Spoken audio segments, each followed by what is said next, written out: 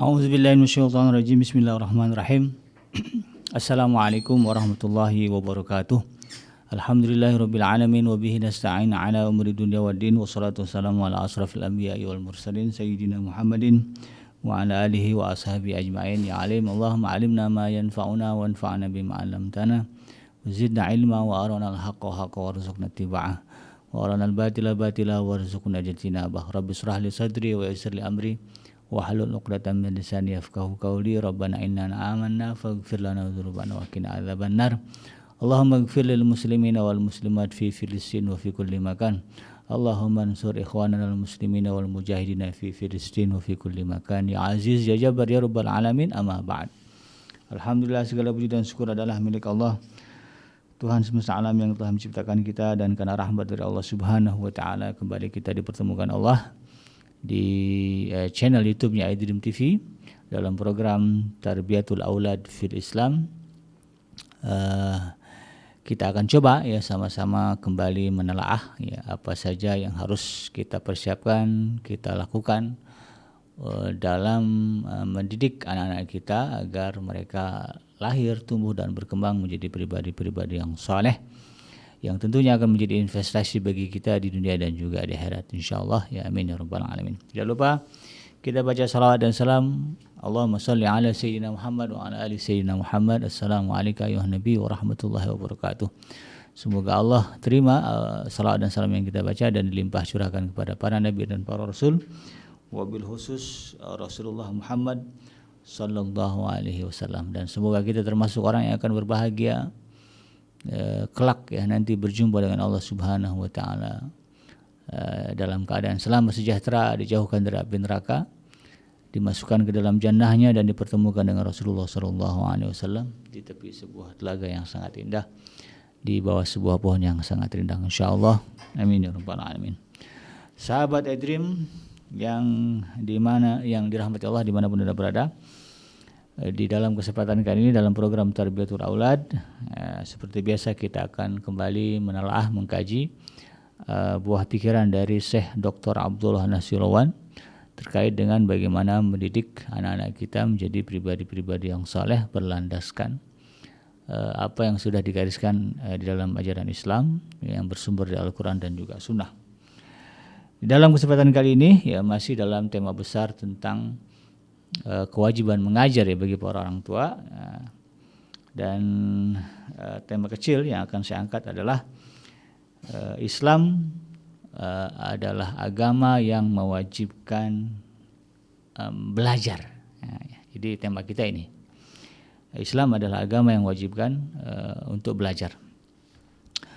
Jadi tidak diragukan ya sahabat iDream yang dirahmati Allah dimanapun Anda berada, bisa jadi ya mungkin Islamlah satu-satunya agama yang di dalam ajarannya ya menekankan kewajiban untuk belajar. Bahkan kalau kita lihat di dalam Al-Quran sendiri, bagaimana Allah Subhanahu wa taala ya sering sekali menyinggung ya bagaimana manusia menggunakan pikirannya ya, afala ta'qilun afala tatadabbarun ya, liqaumi ya'qilun ya, misalnya begitu ya. Banyak sekali ayat-ayat yang menyinggung ya aktivitas berpikir. Artinya Allah memerintahkan manusia, memerintahkan umat Islam untuk kemudian aktif ya, menggunakan pikirannya ya. Dan salah satu wasilah ya atau cara bagi kita untuk aktif ya berpikir adalah dengan belajar. Ya, kan orang belajar itu kan nggak mungkin nggak mikir ya, pasti dia akan berpikir, mencerna, memahami dan coba kemudian menerapkannya atau mengaplikasikannya dalam kehidupan sehari-hari. Itu semua kan diperlukan pemikiran ya atau aktivitas berpikir. Nah inilah yang kemudian yang menjadi sebab kenapa ya muncul aktivitas belajar dan mengajar ya, dan ini harusnya menjadi motivasi bagi kita kaum muslimin ya untuk berada pada dua posisi ini. Kalau nggak mengajar ya, kalau nggak sebagai seorang pengajar ya minimal jadi seorang pelajar, dan tidak ada limit atau batasan untuk kita menyandang gelar sebagai pelajar ya. Termasuk juga limit sebagai kita menyandang gelar pengajar juga nggak ada limitnya, ya.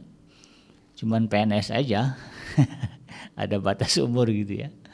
Itu bukan berarti kalau udah pensiun kemudian tidak boleh mengajar, ya enggak juga ya.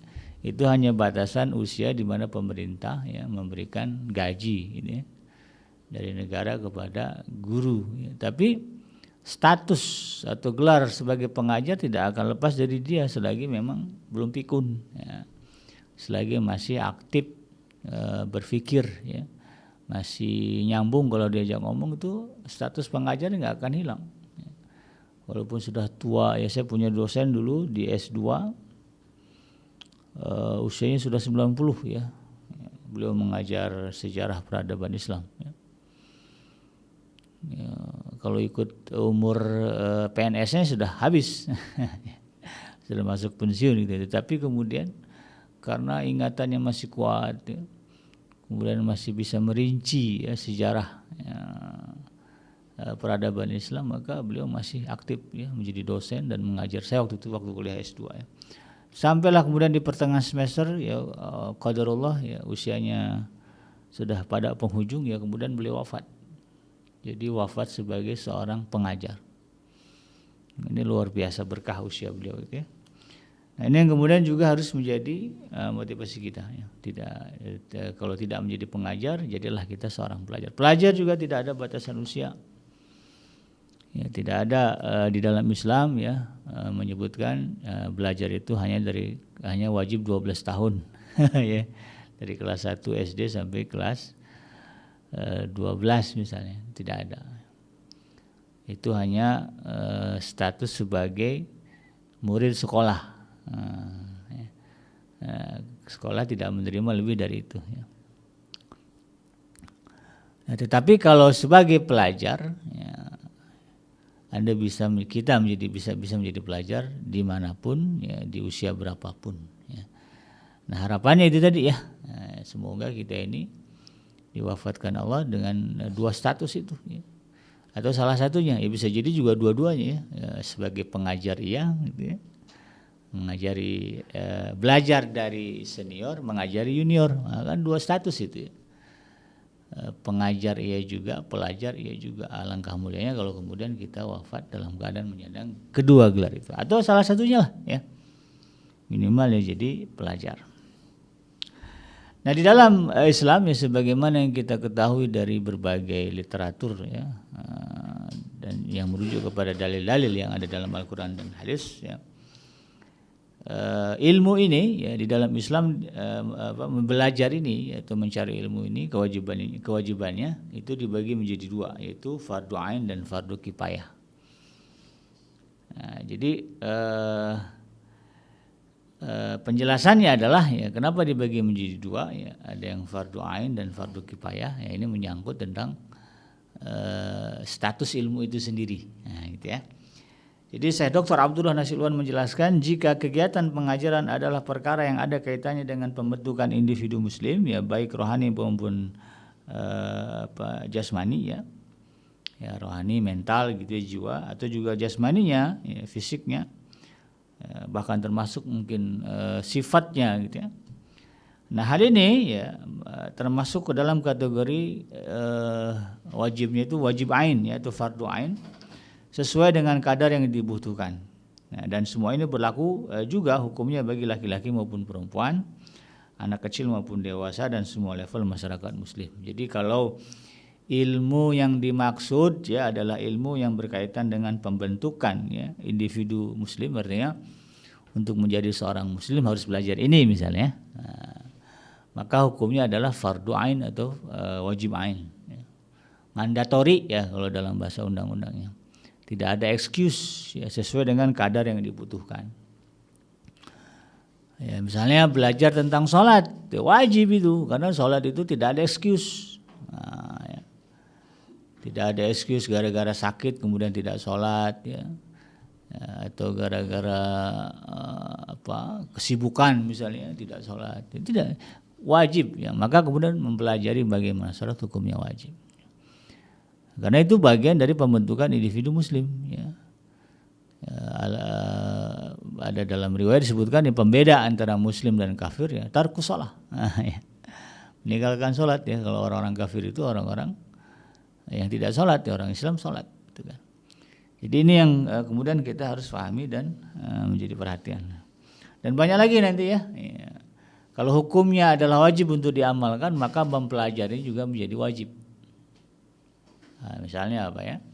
Tadi jelas sholat ya hukumnya wajib. Kemudian toharah ya, bersuci ya, karena sebelum sholat kan wajib bersuci ya. Maka hukum mempelajari cara bersuci juga wajib.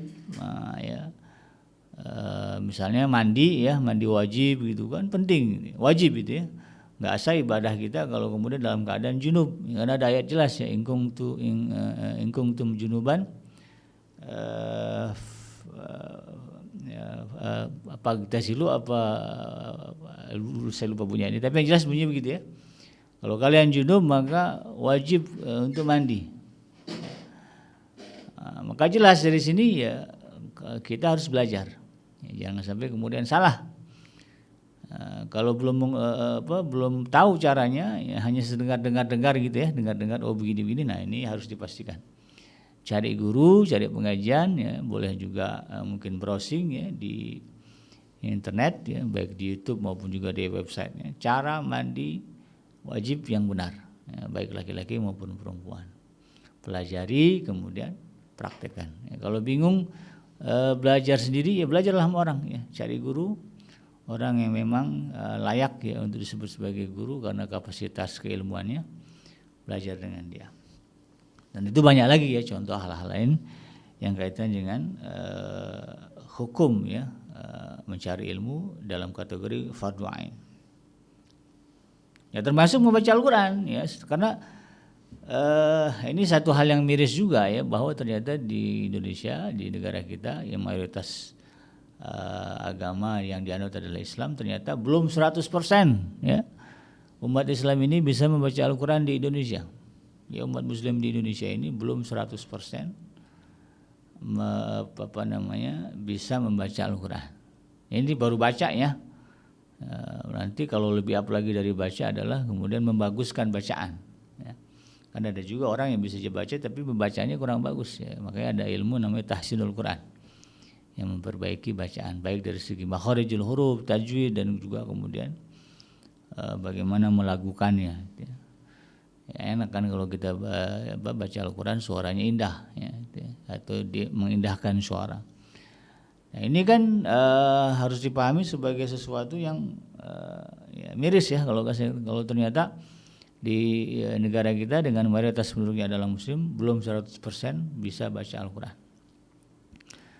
Kalau nggak salah Kementerian Agama pernah merilis ya data itu, masih bahkan belum sampai 50% ya, muslim di Indonesia bisa baca Al-Quran. Padahal membaca Al-Quran itu ada perintahnya ya, di dalam Al-Quran itu banyak ya, watslu ma uhiya minal kitab ya, dalam surah Al-Qasas kalau nggak salah. Bacalah apa yang Allah wahyukan kepadamu dari kitab ya. Faqra'u ma tayassara minhu ya, dalam surah Al-Qalam atau Al-Qamar saya lupa ya. Bacalah yang mudah ya dari Al-Qur'an. Banyak sekali ya redaksi ayat Al-Qur'an yang memerintahkan kita untuk membaca Al-Qur'an. Maka itu juga menjadi wajib bagi kita ya, untuk belajar. Ini penting bagi kita para orang tua ya, kalau nggak bisa ngajarin anaknya baca Quran ya, maka cari guru yang bisa mengajarkannya baca Al-Quran. Dan ini menjadi jihad fisabilillah ya, kita punya rezeki, punya uang begitu ya. Kemudian kita gunakan uang itu membayar guru ya. Kita undang gurunya ke rumah. Ini dulu saya masih ingat ya, waktu masih di sekolah dulu di SMP ya.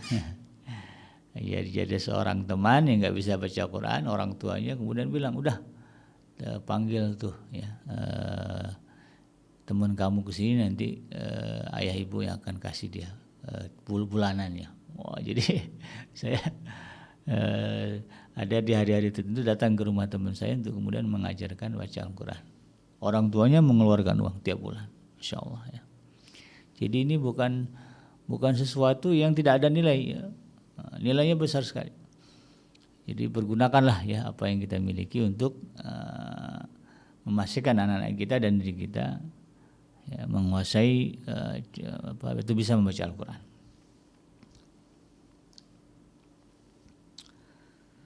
Jadi hukum-hukum seputar ibadah ya, prinsip-prinsip dasar akhlak ya, kemudian masalah halal haram ya, dasar-dasar ilmu kesehatan secara umum. Dalam Al-Quran juga banyak ya ilmu-ilmu tentang kesehatan, termasuk khitan misalnya. Itu kan juga dibahas ya.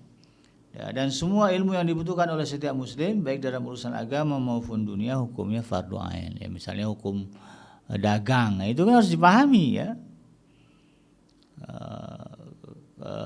Dalam itu kan ekonomi gitu kan, kita jangan berpikir oh hanya ilmu agama, dagang juga bagian dari ilmu agama ya. Kadang kita mikirnya yang dipelajari itu ilmu agama saja yang wajib, kemudian ilmu agama kita persempit lagi ya sebatas rukun Islam dan rukun iman misalnya, yang lainnya nggak tersentuh. Nah, dagang yang masih cara orang kafir begitu ya. Pinjam simpan pinjam yang masih cara orang kafir, kemudian apalagi ya nabungnya gitu ya, masih sistemnya sistem orang kafir. Kemudian gadainya masih gadai sistem orang kafir. Ini kan jelas salah ya. Katanya muslim tapi kemudian cara yang dipakai cara orang kafir. Nah, maka ini tidak benar. Jadi itu juga menjadi kewajiban ya bagi kita ya, sifatnya mandatori ain ya, untuk kita pelajari. Kalau kita lalaikan itu maka kita menanggung dosa. Jadi ketika kita mati dan ternyata tidak tahu cara sholat, dosanya nggak kebayang ya. Ketika kita mati dan kita tidak tahu cara dagang yang benar menurut Islam, maka kita mati dalam menanggung dosa. Padahal sehari-hari jual beli kan, walaupun nggak kita ini boleh dipastikan setiap kita terlibat praktek jual beli. Ya, baik yang lelaki, perempuan ya, bahkan dari kecil-kecil sudah terlibat jual beli kan. Maka harus tahu ya hukum jual beli, syarat-syarat jual beli gitu kan. Kenapa? Karena yang kita hindari jangan sampai praktek jual beli kita itu terjerumus ke dalam yang diharamkan. Jadi wajib kita pelajari. Jadi jangan batasi ilmu agama itu sebatas itu rukun iman dan rukun Islam saja. Kemudian yang kedua, ya tadi kan fardu ain ya. Kalau fardu kifayah apa? Nah, jadi kata saya Dr. Abdullah Nasirwan di sini dijelaskan, jika pengajaran ilmu tersebut berkaitan dengan ilmu pertanian, ya, kemudian ilmu industri, perdagangan, kedokteran, arsitektur, atau juga mungkin elektronik ya, teknologi ya, atau mungkin yang besar lagi ya, ilmu nuklir misalnya, atau juga mungkin alat-alat pertahanan ya, ketentaraan, kemiliteran gitu ya. Dan juga ilmu-ilmu bermanfaat lain ya, yang banyak ya, bidang-bidangnya kan banyak itu ya. Dan ini semua hukumnya adalah fardu kifayah. Nah, apa makna fardu kifayah? Ya, jika telah ditekuni oleh sebagian orang kaum muslimin, maka gugurlah kewajiban itu dari sebagian yang lainnya. Kalau kata orang Melayu, fardu kifayah itu kita buat, orang lain tak payah. Nah, ya. Kita belajar, ya orang lain nggak usah, ya, karena sudah kita wakili. Bukan dibalik, orang lain belajar kita nggak usah, nah, kita malas namanya, gitu ya. Jadi kalau sudah ada ya dalam komunitas Muslim ini ya, orang yang mempelajari ilmu-ilmu itu, sementara kita tidak fokus ke sana, ya, tidak mengambil ilmu itu, maka tidak menjadi dosa bagi kita. Tapi kalau sampai tidak ada, nah kita akan menanggung dosa secara berjamaah. Nah, ini makanya ini penting juga ya, kemudian kita membentuk komunitas muslim ya dalam skala kecil ya. Kalau skala besar ya tentu kita bercita-cita terbentuknya sebuah negara Islam gitu ya. Ya, di mana kemudian pemimpinnya muslim, paham tentang agama ya. Kemudian kebijakan-kebijakan berdasarkan apa yang diajarkan oleh agama itu kan. Sehingga kemudian bisa dipastikan ya, yang sifatnya fardu kifayah ini sudah ada kelompok-kelompoknya, gitu ya, sudah ada wilayah-wilayahnya, sehingga kita udah nggak bingung, nggak usah mikirin lagi ada nggak orang belajar gitu kan, karena sudah dipikirin sama ulil amr ya, oleh pemerintah.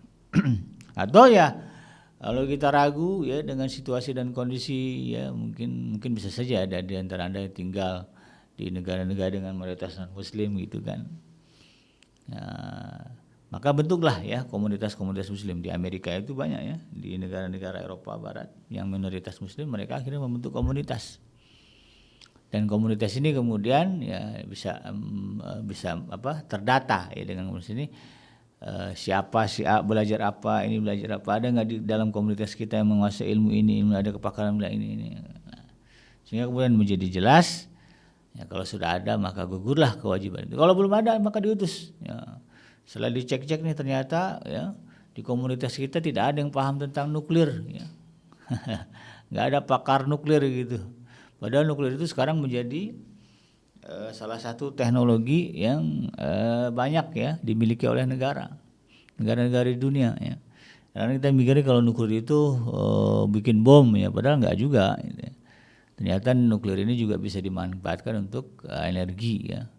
Seperti di Jepang misalnya ya ada PLTN ya, pembangkit listrik tenaga nuklir gitu kan.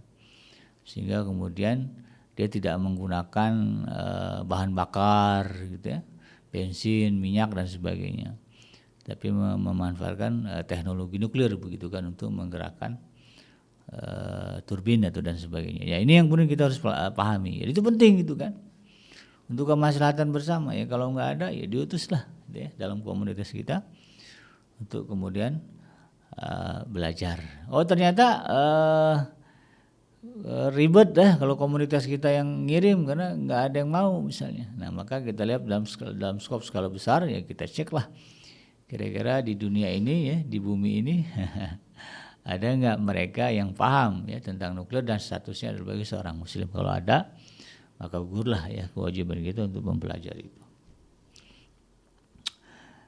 Nah itulah yang kemudian ya menjadi rahasia dan kekuatan kenapa kemudian peradaban, keilmuan itu berkembang pesat dalam dunia Islam.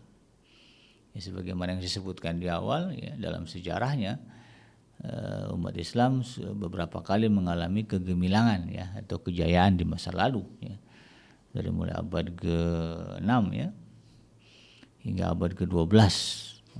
Ya. Berapa abad berarti ya, 6 abad ya, kita mengalami masa-masa keemasan ya, di Spanyol dan juga di wilayah Irak ya, di Baghdad. Setelah itu kemudian kita sampailah nanti ujungnya ke wilayah Turki Utsmani ya. Itu yang last kali hingga tahun 1924. Dan dari sana kita bisa melihat bagaimana kemudian ya, ilmu menjadi penggerak ya, atas peradaban kaum muslimin. Ya, lahir cendekiawan, pakar-pakar di bidang ilmu yang beragam ya, tidak hanya ilmu sosial ya, dalam hal ini agama dan sebagainya, tetapi juga banyak yang kemudian menguasai ilmu-ilmu umum yang sifatnya menyangkut kemaslahatan ya, kedokteran misalnya ya, kemudian apalagi fisika, matematika, kimia ya, itu banyak. Itulah yang menjadi rahasianya, salah satunya adalah bahwa Islam kemudian memberikan hukum yang jelas ya terkait dengan belajar ya, yaitu fardu ain dan fardu kifayah. Dan ini yang kemudian harus kita ketahui juga ya. Mungkin ada di antara Anda baru enggak, oh ternyata iya ya, belajar itu wajib ya. Kalau gitu saya mati dan tidak tahu ilmu itu, saya berarti menanggung dosa. Nah, ini harus menjadi motivasi bagi kita.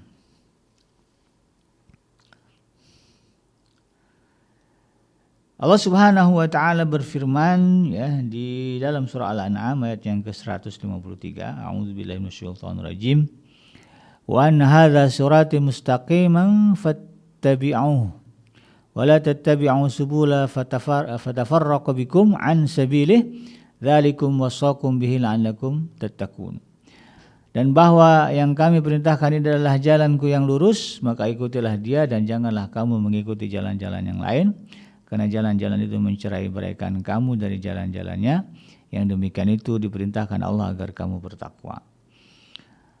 Jadi ketika kita berbicara jalan hidup yang kita tempuh, maka sebaik-baik jalan menempuh kehidupan ini adalah jalan yang telah dilalui oleh para nabi dan para rasul. Ditambah dengan kalau di kita umat Nabi Muhammad SAW, jalannya para para sahabat Rasulullah SAW ya, dan juga para pengikutnya. Kan khairul qarni summa yalinu, semuanya ada 3 ya. 3 generasi ya yang diakui sebagai generasi terbaik ya, kuntum khairu ummatin, Rasulullah menyebutkan. Maka jalan kehidupan mereka itulah yang kemudian menjadi fate ya, atau katakanlah menjadi kalau orang ini punya tapak ya, jalan setapak ya, itu kan ada jejaknya ya. Itulah yang kemudian menjadi jalan kita juga ya. Sebagaimana yang Allah sebutkan di sini, wa an hadza sirati mustaqimah fattabi'uh ya. Dan bahwa jalan yang kami perintahkan ini adalah jalanku yang lurus. Jadi Allah Subhanahu wa taala sudah menegaskan, siapa yang menempuh jalan yang dilalui oleh para nabi dan para rasul, maka sesungguhnya dia telah menempuh jalan yang lurus. Lurusnya kemana? Lurusnya menuju kepada Allah Subhanahu wa taala. Karena pada hakikatnya setiap kita akan kembali kepada Allah. Cuman persoalannya kembalinya diridhoi atau tidak. Ya, yang namanya kembali pasti ya, kullu nafsin dha'iqatul maut, setiap yang berjamaah pasti mati. Cuman persoalannya matinya dalam keadaan diridhoi atau tidak oleh Allah Subhanahu wa taala. Maka kalau ingin kematian kita ya mendapatkan ridho dari Allah Subhanahu wa taala, maka kemudian tempuhlah jalan yang sudah ditunjukkan oleh Allah. Ya, sebagaimana kita dengan orang tua kita, ya orang tua kita itu ridho dengan kita kalau kita mengikuti nasihat dia, kan begitu. Kata orang tuanya, nak jangan merokok, ya, jangan kena narkoba, jangan terlibat pergaulan bebas. Ya, kita ikuti itu, ridho orang tua dengan kita. Tapi sebaliknya kalau kemudian kita bangkang, kita bantah, ya dibilang jangan merokok, sehari sebungkus, habis. Ya. Dibilang jangan terlibat pergaulan bebas ya, rajin ya berlangganan dengan nauzubillah ya prostitusi misalnya. Orang tua tahu dia nggak akan ridho dia dengan kita ya. Mungkin mau ngasih uang pun dia ragu-ragu, memang minta uang buat apa? Buat sekolah misalnya ya, orang tuanya bisa jadi ragu, yakin ini buat sekolah, jangan-jangan buat beli ini, buat beli yang itu. Ini orang tua, apalagi Allah Subhanahu wa taala zat yang maha mengetahui. Siapa kita tentu Allah Subhanahu wa taala sangat paham.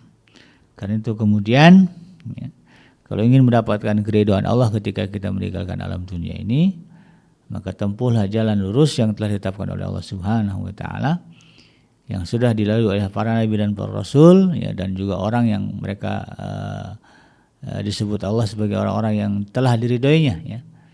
Ya, yaitu para sahabat Rasulullah Sallallahu Alaihi Wasallam ya, kemudian tabi'in ya, kemudian tabi'in. Nah, 3 generasi ini ya, yang jelas-jelas mendapatkan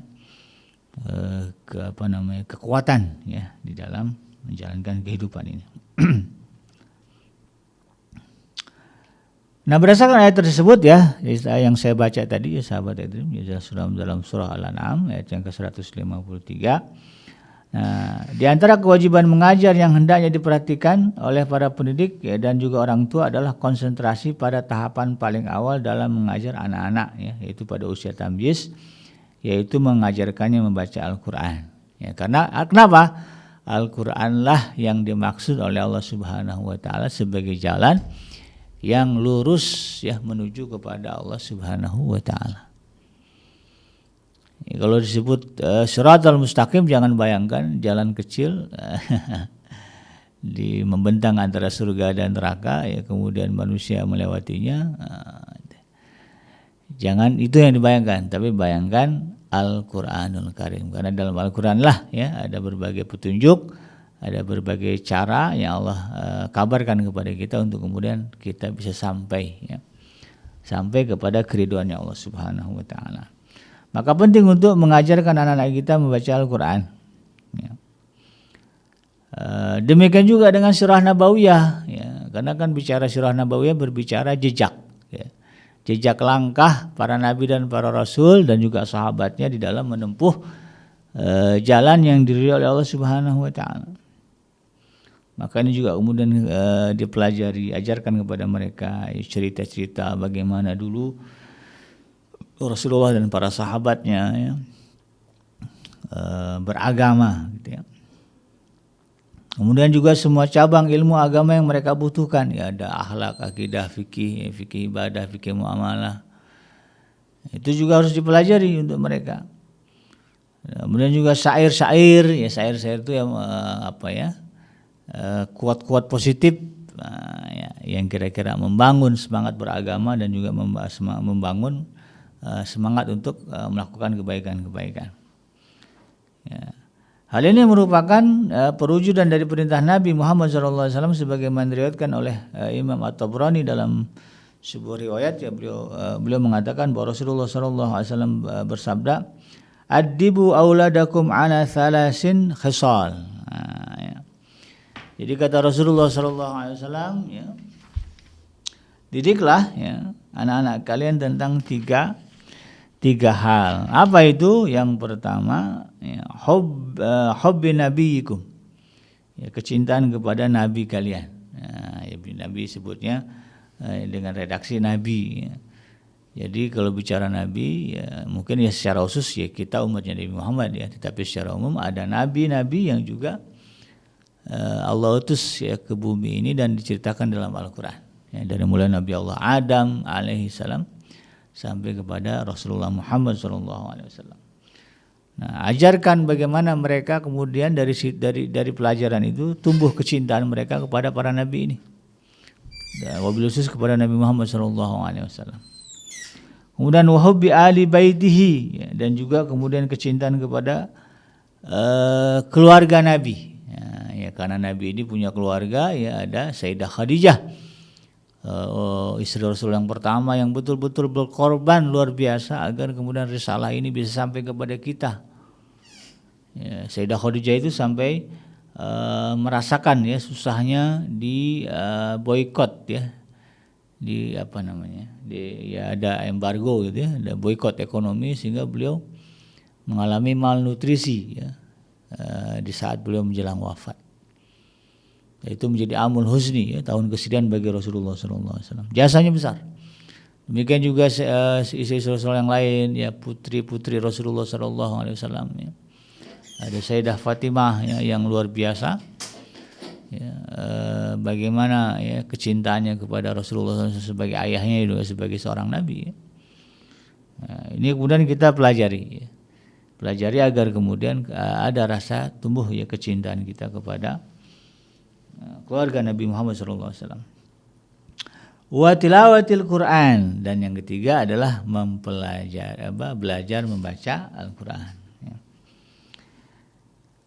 Fa inna hamalatal Quran, ya, fi dhillillah yawma la dhilla illa zilaluhu ma anbiya'ihi wa asfiya'ihi, ya. Kenapa begitu penting, ya, anak-anak kita itu mempelajari Al-Quran? Karena Rasulullah SAW mengatakan, fa inna hamalatal Quran fi dhillillahi yawma la dhilla illa dhilaluh, ya.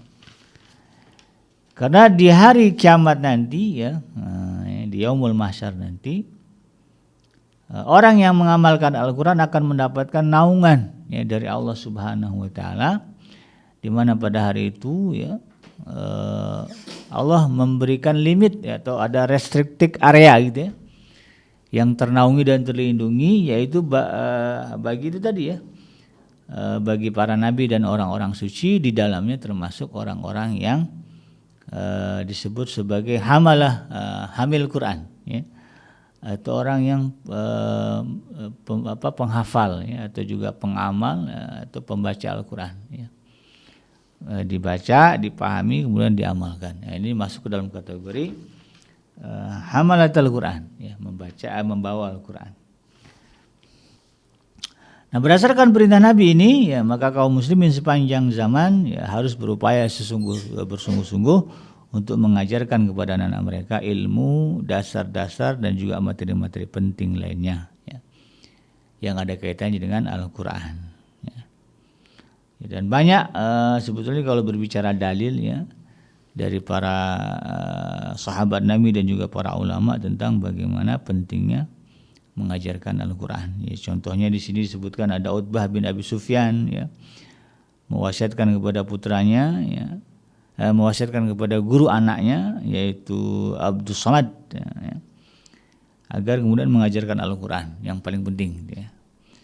Kemudian Sayyidina Umar bin Khattab ya pernah mengirimkan surat kepada salah seorang gubernurnya yang isinya adalah ya memerintahkan, ya bunyinya begini, hendaklah kalian mengajari anak-anak kalian berenang, menunggang kuda, berperibahasa yang baik dan juga syair-syair yang baik ya. Syair aja dipelajari, ya, apalagi kemudian Al-Quranul Karim ya. Kemudian Mifdal bin Zaid ya, melihat putra wanita muslimah dari Arab perdesaan, dia kagum melihat anak itu, lalu kemudian bertanya kepada ibunya. Ibunya menjawab, ketika usianya telah genap 5 tahun, aku menyerahkannya kepada seorang pendidik, kemudian dia mengajarkannya membaca dan menghafal Al-Quran. Nah, jadi dari situ kemudian lahirlah ya karakter tangguh ya, dari seorang anak dengan sendirinya, karena Al-Quran itu berkah, maka orang yang mempelajarinya, orang yang menghafalnya, mengamalkannya mendapatkan keberkahan. Dan ketika keberkahan itu berkumpul dalam dirinya dan kemudian memuncak melimpah, maka akan menimbulkan ketakjuban ya orang yang melihatnya. Dia nggak ngapa-ngapain, tapi orang melihatnya takjub. Nah, ya. Mendengar dia bicara takjub. Kenapa? Karena di dalam dirinya ada sumber keberkahan, yaitu Al-Quranul Karim. Imam Syafi'i ya pernah berkata, siapa yang belajar Al-Quranul Karim maka akan menjadi besarlah nilainya. Dan siapa yang mempelajari fikih maka mulialah derajatnya. Dan siapa yang menulis hadis maka akan menjadi kuatlah hujahnya. Dan siapa yang mempelajari sastra maka akan lembutlah kepribadiannya. Dan siapa yang mempelajari ilmu menghitung maka akan menjadi kuatlah pendapatnya. Imam Syafi'i semua diborong ya. Ya. Karena semuanya memiliki nilai, kata Imam Syafi'i, nilai yang akan menyebabkan karakter keislaman kita menjadi tangguh. Imam Al-Ghazali berpesan di dalam kitabnya, yaitu kitab Ihya Ulumuddin, anak-anak hendaknya diajari Al-Quran ya, dan juga hadis-hadis pilihan, kemudian kisah-kisah orang baik ya, dan beberapa masalah agama ya. Mereka hendak juga diajari berbagai syair yang tidak mengandung unsur percintaan dan bucin ya. Menggambarkan budak cinta ini. Ibnu Sina telah menyebutkan di dalam kitab As-Siyasah ya, beberapa pendapat yang berharga tentang pendidikan anak-anak ya. Ia menyarankan supaya pengajaran kepada anak-anak diawali dengan Al-Quran ya, makanya kalau di negara-negara Arab ya, Al-Quran itu nggak tahu lah sekarang ya, tapi dulu ya begitu ya, menjadi pondasi ya. Makanya di sana itu umum ya, anak-anak lulusan SD itu udah hatam Al-Quran ya. Nanti setelah itu mereka mengepakkan sayap ke bidang masing-masing, mau belajar kedokteran, mau belajar teknik ya, itu serah mereka, tapi basicnya mereka sudah hafal Al-Quran. Saya dulu pernah ketemu ya, dulu punya teman namanya Dr. Gamal dari Mesir ya. Dia dokter gigi ya. Jadi ketika ngobrol-ngobrol beliau ya, dia katakan kalau kami dulu ya di SD ya harus hafal Al-Quran ya. Jadi dengan modal bekal hafal Al-Quran itu, maka ada kemudahan bagi dia untuk mempelajari ilmu-ilmu lain. Al-Quran aja dia bisa hafal gitu kan. Kan tuh ada kode-kode ya. Ya, jadi sebetulnya ketika kita mampu membaca Al-Quran ya, otak kita jadi encer ya. Jadi gampang untuk kemudian dibentuk, diarahkan untuk mempelajari ilmu-ilmu lain. Ada juga ucapan dari Ibnu Khaldun ya, yang memberikan arahan tentang pentingnya menghafal Al-Quran dan menjelaskan bahwa mengajarkan Al-Quran adalah pondasi dalam belajar dan dalam menapaki berbagai semua jenjang pengajaran. Jadi memang basicnya Al-Quran dulu. Al-Quran dikuasain, maka insya Allah ilmu yang lain juga dikuasain. Jadi ceklah anak-anak kita nih ya, bacaan Al-Quran sampai di mana. Ya, kalau belum bagus diperbagus, kalau belum lancar diperlancar. Ya. Demikian sahabat Adrim yang dirahmati Allah ya, pembahasan terkait dengan tarbiyatul aulad fil Islam ya pada bagian ini. Mudah-mudahan bermanfaat. Yang benar datang dari Allah Subhanahu wa taala, dan yang salah semata-mata lahir dari kealfaan dan kehilapan saya pribadi. Saya bikin pamit undur. Subhanakallahumma rabbana wa bihamdika asyhadu an la ilaha illa anta astaghfiruka wa atubu ilaik. Walhamdulillahirabbil alamin. Wassalamualaikum warahmatullahi wabarakatuh.